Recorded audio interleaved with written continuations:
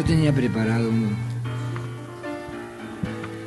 trabajo cuya lectura llevaría 45 o 50 minutos. Cuando tomé conciencia de que tenía nada más que 20 minutos, tomé menos de 20 minutos. Media hora. Bueno, ya, pero por eso. Pero hasta hoy me dijeron 20 minutos. Y entonces lo bajé a 20 minutos.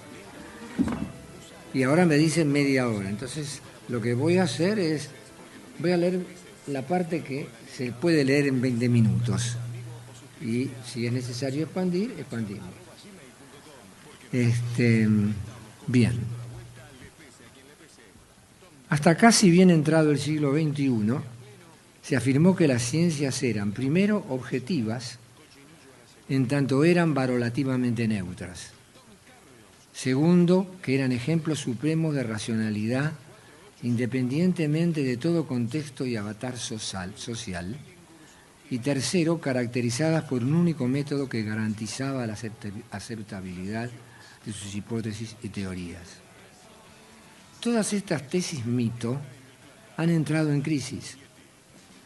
Propondremos que esto es así especialmente por el avance mismo de las ciencias y la reflexión crítica hecha sobre ellas.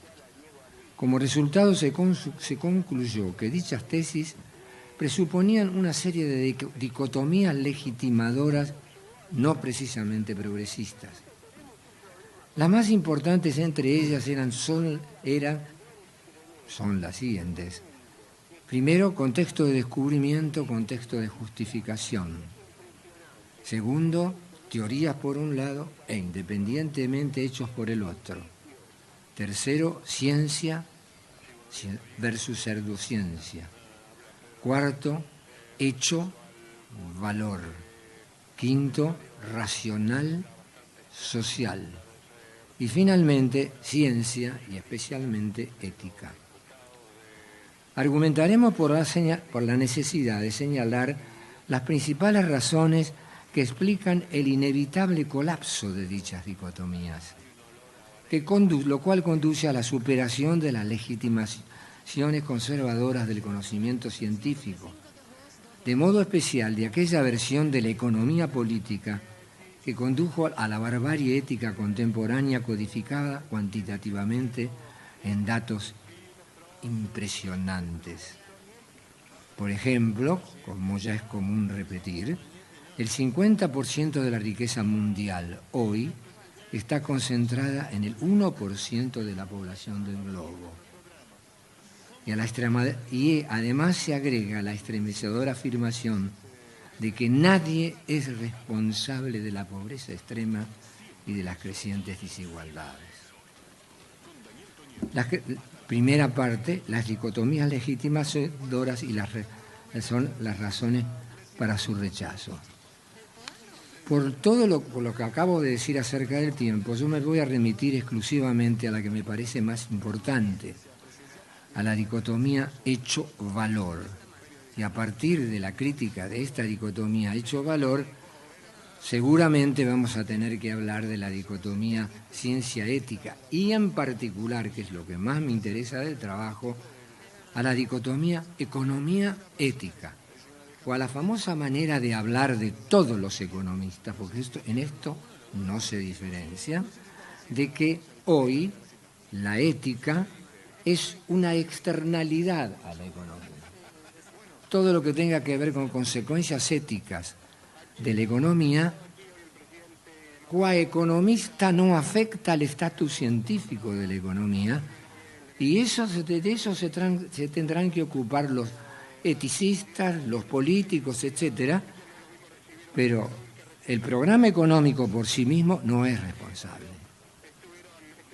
Entonces,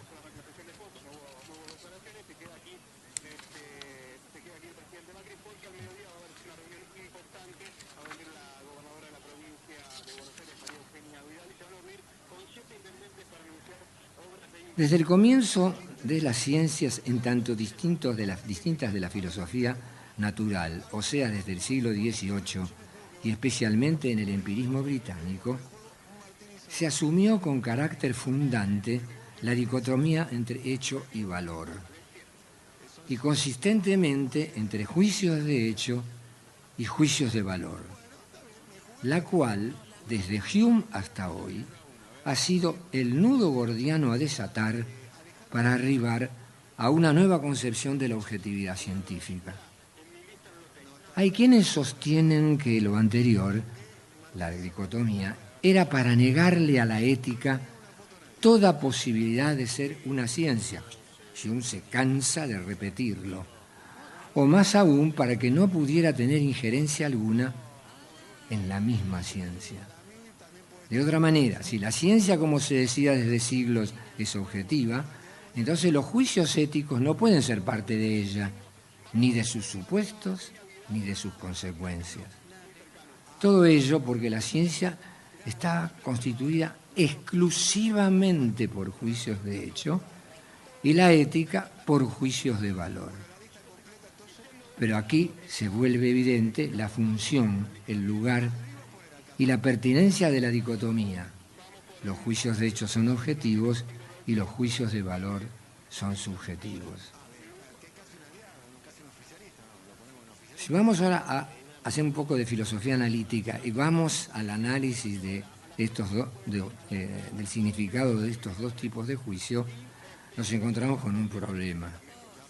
Se ha caracterizado el concepto de juicio objetivo y la noción de juicio subjetivo de múltiples y diversas maneras. Por ejemplo, hoy la feminista Heather Douglas distingue, no voy a entrar en ella, entre 7 acepciones de juicio objetivo. Y Elizabeth Lloyd, otra feminista norteamericana que trabaja en la Universidad de Indiana, entre 4 que se superponen entre ellas. A modo de salida rápida del problema, Hilary Putnam sostiene que desde hoy es adecuado caracterizar a los entonces llamados juicios de hecho como aquellos respecto de los cuales se puede arribar, tarde o temprano, a un consenso unánime y definitivo, mientras que los juicios de valor serían aquellos en los que tal consenso no es alcanzable. Pero, según Putnam, si ello fuera así, las leyes científicas, tal como se las entienden hoy, no en el siglo XIX, hoy, no serían juicios de hecho, pues hoy sabemos que no hay consenso definitivo posible para ellas. Afirmar que las teorías científicas están constituidas exclusivamente por juicios de hecho es afirmar que en ellas no hay leyes científicas, algo obviamente inadmisible. Es más, Putnam y otros sostienen que los juicios de valor intervienen desde la discusión de los objetivos de la investigación, incluso desde la afirmación de que pretendemos alcanzar la verdad. Pero como bien afirman 3 tipos famosos, pero además muy diferentes en sus filosofías, Hempel, Putnam y Kitcher, el objetivo no es meramente la verdad, el objetivo de la ciencia, sino la verdad relevante, la que auténticamente nos importa conocer, porque desde allí podemos pretender resolver el o los problemas que eventualmente nos acusan. Más aún, desde el vocabulario que adoptamos, intervienen nuestras preferencias de diverso tipo que presuponen determinadas valoraciones. Por ejemplo, en economía desde mediados del siglo XIX y especialmente, desde mediados del siglo XVIII, XIX, y especialmente luego del éxito de la termodinámica, el vocabulario de la economía marginalista y neoclásica está penetrado por expresiones como energía, equilibrio, etc. Cuestiones de confianza basadas en el prestigio parecen estar operando siempre en un contexto de investigación localizado en un ámbito político-social. Tal como sucedió previamente con otras dicotomías, la diferencia juicios de hecho y juicios de valor ha sido reemplazada gradualmente por una relación de entrelazamiento literalmente de entretejimiento. Hay conceptos en los que parece imposible distinguir tajantemente entre su concepto descriptivo, componente descriptivo y su componente valorativo. Putnam, por ejemplo, nos invita a responder si el enunciado «los nazis eran malvados» es un juicio de hecho o de valor. Parece ser ambos. Esto no significa que no haya estrictamente juicios de hecho. Por ejemplo, hay un vaso de agua sobre esta mesa, pero idem para los juicios de valor. Incluso los positivistas lógicos, cuando decían que querían enunciar un juicio de valor, decían Dios es perfecto. Y después se dedicaban a mostrar que eso carecía de significado empírico. Lo que sucede es que hay una zona gris en donde la distinción no es tajante. Debe quedarnos claro que al colapsar la dicotomía hecho-valor y al reconocer que la actividad científica misma interviene en juicios de valor desde la elección de objetivos hasta la decisión para aceptar o rechazar hipótesis y teorías, donde la evidencia empírica es insuficiente para decidir por la aceptación o rechazo de las mismas, pues en tal decisión intervienen valores que no son epistémicos exclusivamente y que siempre están teñidos por el contexto y momento en que se lleva a cabo tal actividad. Concluimos entonces que el conocimiento científico es, pues, conocimiento social. Es producido por procesos que son intrínsecamente sociales. Y una vez que es aceptado, deviene una fuente de información pública. Es social tanto por el modo en que es creado, como por los usos para los que sirve, nos dice Helen Longino. Un ejemplo paradigmático de tal carácter social es el de la objetividad científica, obtenida a través de un consenso, resultado de la participación y discusión de determinados grupos sociales. Uno podría llamar las comunidades científicas. Pero entonces puede decirse que la objetividad de la ciencia está asegurada, es posible y mejorable, por el carácter social de la investigación, nos sigue diciendo Longino. Dicha discusión, repetimos, es tanto acerca de juicios de hecho como de juicios de valor. Es este carácter social del conocimiento científico el que hace inevitable la presencia de valores provenientes del contexto político-social, que pueden ser tanto individuales como de grupo. No hay duda que el diálogo mediante el cual se llega a consenso es un proceso social y puede consumarse más o menos en plenitud. Eso hace que la objetividad científica sea una cuestión de grado. Pero cuanto mayor el número de puntos de vista incluidos en una comunidad, será más probable que su práctica científica sea objetiva. Además, si se considera que tal actividad científica se lleva a cabo racionalmente, es decir, tratando siempre de fundar sus hipótesis y teorías en buenas razones, debemos concluir que la dicotomía tajante racional-social es también inapropiada. Ella está ligada a una suerte de elitismo conservador en la práctica científica, según el cual todo lo racional no es social y todo lo social no es racional, algo hoy imposible de aceptar.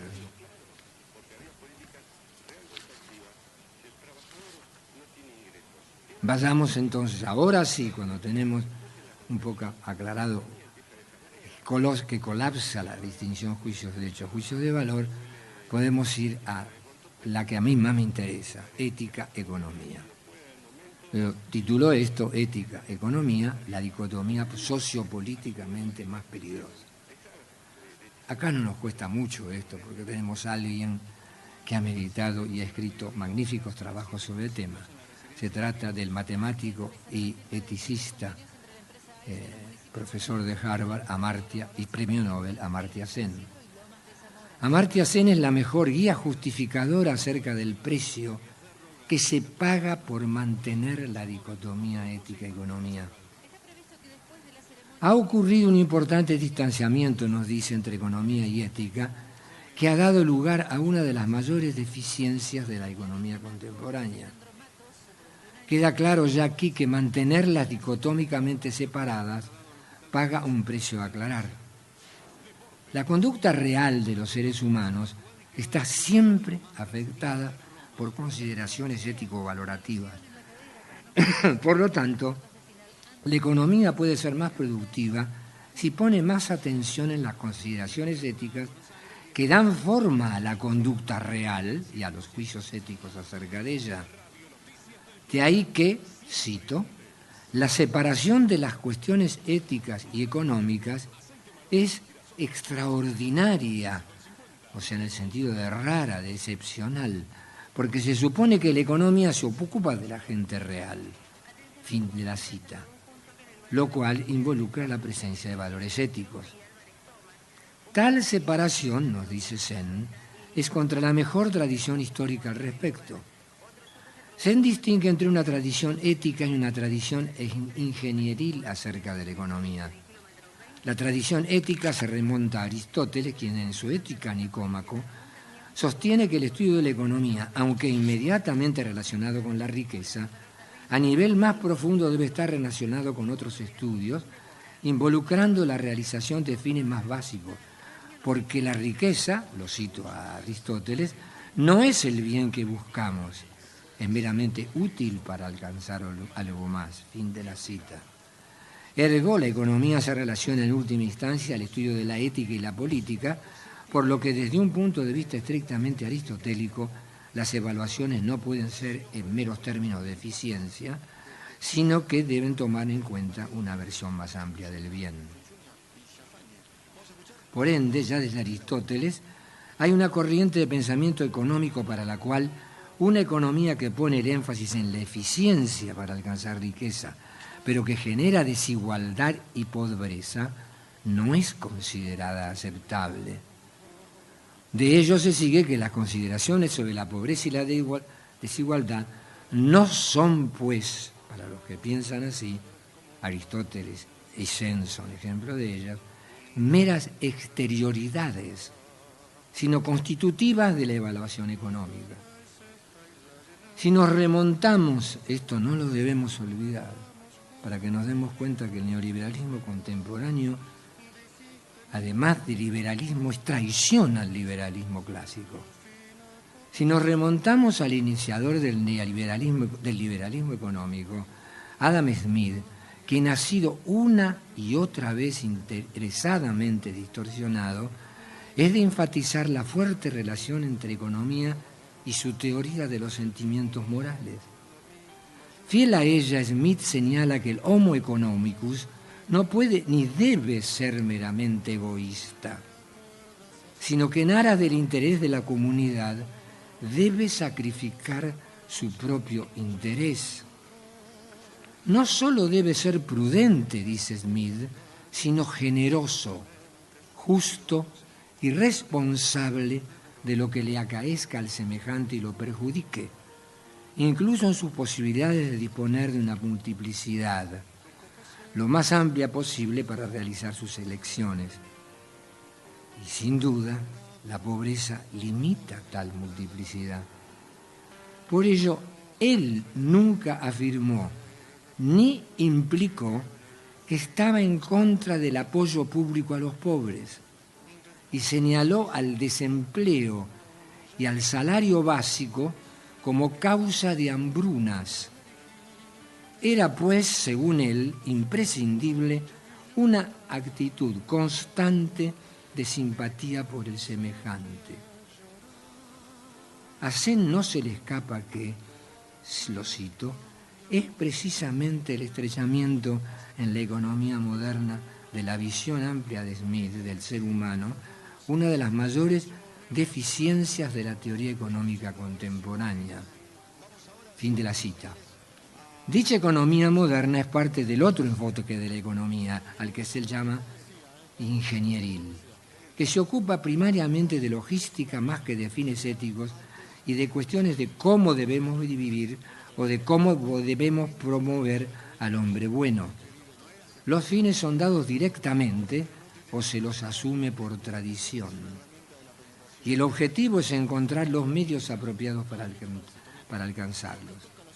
No extraña que sus promotores fueran expertos operativos, dice Sen, como el ingeniero Leo Walras.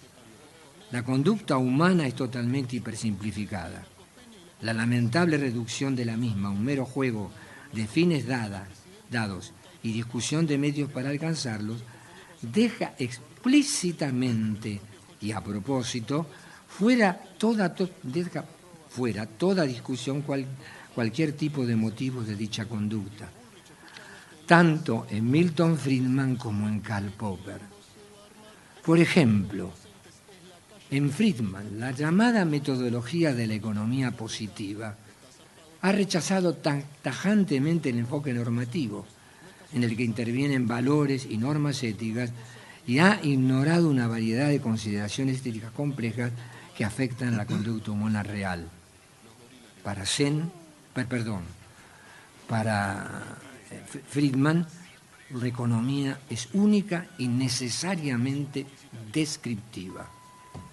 Debe enfatizarse que en última instancia todo depende de una reductora y empobrecedora concepción del ser humano, según la cual, cito a Sen, se considera la acción humana como basada exclusivamente en el autointerés, sin ningún impacto de consideraciones éticas o de bienestar. Fin de la cita. Sen concluye que el distanciamiento de la ética ha empobrecido la economía de bienestar por la hipersimplificación y distorsión que produce y ha debilitado la base de gran parte de la economía predictiva. El objetivo es entender, explicar y predecir la conducta humana de modo que las relaciones económicas puedan ser estudiadas, usadas para la descripción, prognosis y política. Dejar de lado los factores intervinientes en la conducta humana real y reducir las motivaciones humanas exclusivamente a las del autointerés hará muy difícil predecir exitosamente y justificar adecuadamente lo que sucede en la acción económica. A modo de brevísima conclusión, y esto es a título del autor, ¿no? Toda forma de neoliberalismo no es nada más que retroliberalismo, tanto científica como éticamente hablando. Lo que voy a hacer ahora, si me queda un minuto, es tomar Capitalismo y Libertad, la obra más citada de Milton Friedman, en donde él ubica la libertad dentro del capitalismo y va diciendo una serie de cosas que no se deben hacer al hacer economía para darnos cuenta que cada una de estas afirmaciones es, hoy diríamos, fuertemente contraria a toda ética sensata. Hay gente que dice es antieticismo, en Estados Unidos dice antieticismo at its best, o sea, es la mejor expresión de que es ser antiético. Nada mejor para justificar tal subtítulo, porque este subtítulo que yo ahora coloco es Retroliberalismo y su barbarie ética. Nada mejor para justificar tal subtítulo que citar selectivamente a la figura clave para la implementación de lo retro en su forma de neoliberalismo en Latinoamérica. Nos referimos al asesor personal de Pinochet, Milton Friedman, quien su muy honesto pero estremecedor libro Capitalismo y Libertad afirma, ¿ya? Hago una selección. Esta selección es de citas de él. Así que hasta nuevo aviso lo estoy citando. 1. La centralidad e innegociabilidad de la libertad económica, por lo cual, 2. El gobierno es meramente el instrumento para preservar la libertad individual y general, la cual, 3, en su forma de libertad económica, es condición necesaria, pero de modo tal que si se la viola, se puede abandonar la libertad política. 4, que la libertad económica es un fin en sí misma, por lo que 5, cuando se viola tal libertad económica, por ejemplo, mediante la interferencia del gobierno-Estado en el mercado, se justifica terminar con la libertad política O sea, se justifica sustituir al gobierno de turno por otro que no interfiera en el mercado, lo cual es aceptable por más que parezca políticamente contraproducente. Porque 6, lo que sigue ya no es estremecedor, es aterrador. Si el fin no justifica los medios, lo estoy citando, ¿qué los justifica? Pregunta afirmación que justifica a su vez que cuando un presidente moleste los intereses de grupos concentrados de poder, se termina con el mismo.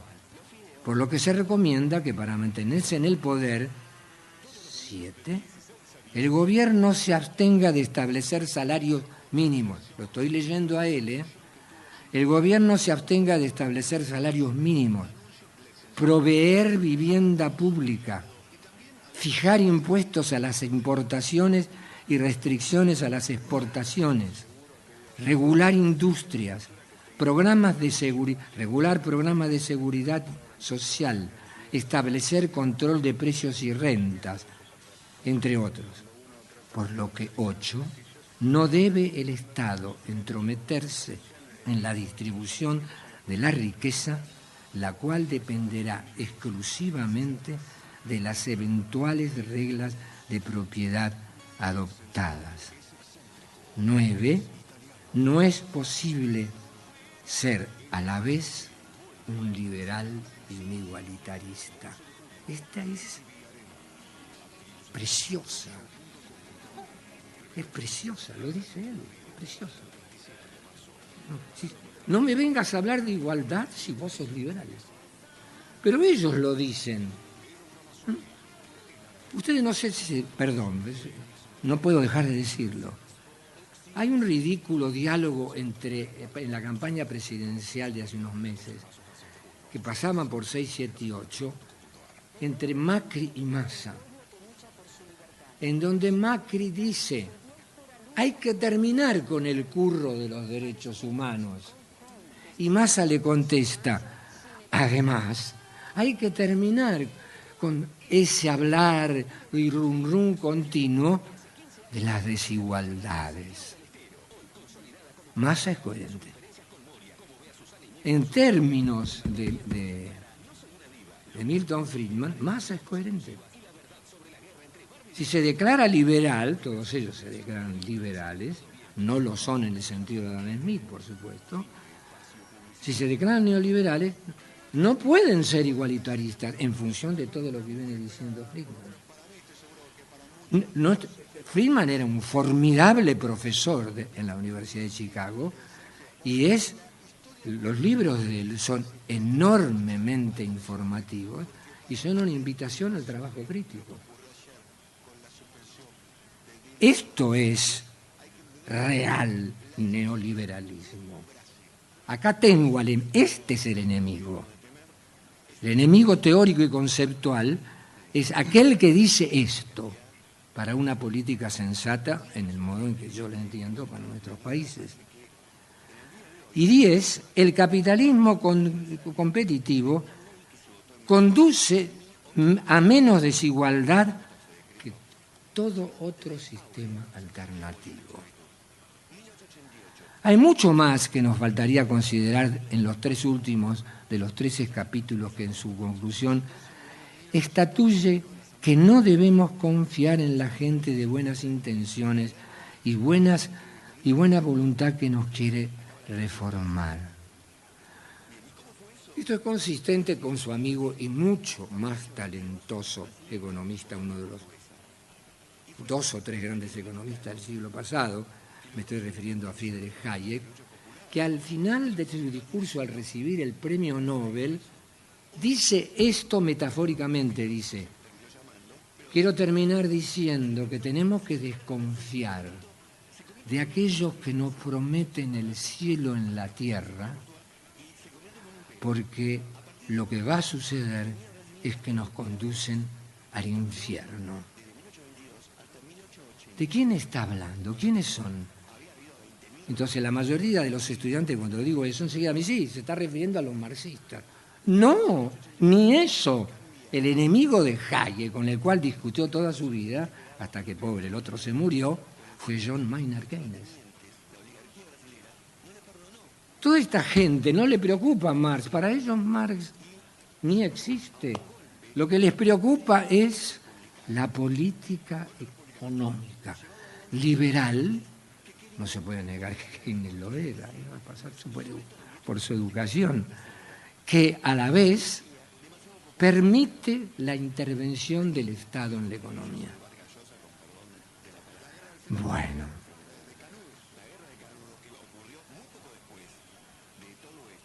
Las tesis de Friedman brevemente enumeradas, de 1 a 10, son un compendio de antieticidad y totalmente opuestos a la ética cristiana. Y la última, especialmente la 10, es la consagración del dicho «el pez por la boca muere». Y entonces acá tengo una serie de cifras, ¿no? Por ejemplo, en 1990, la UNESCO sacó una estadística según la cual el 20% más rico del mundo acumulaba el 87% de la riqueza del mundo. Ya está. El 80% restante tiene que vivir con el 13%. Y obviamente, no solamente basta con considerar las clases indigentes, la gente indigente en África y la India, ese 80% es una enorme cantidad que es indigente. De ahí que el mismo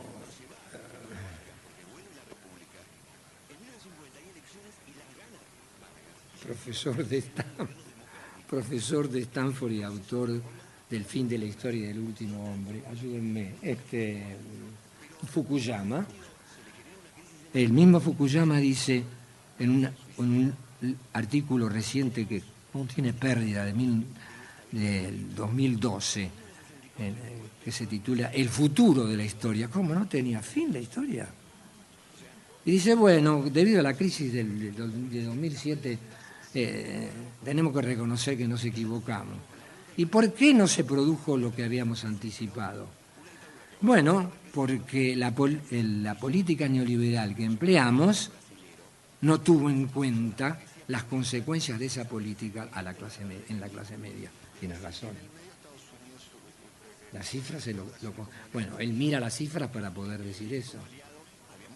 Porque la clase media se fue contrayendo, excepto en ciertos países latinoamericanos. En la Argentina creció, pero es una de las pocas excepciones mundiales.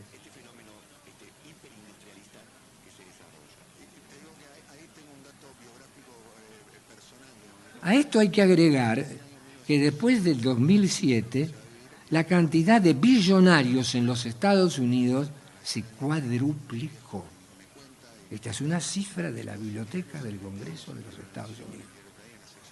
En el 2007 y el 2015 se cuadriplica la cantidad de billonarios en Estados Unidos. Es decir, el poder se concentra. Y parece que la olla jamás se derrama. Nadie es responsable. Mi único comentario es, vamos, somos grandecitos y tenemos un mínimo sentido ético.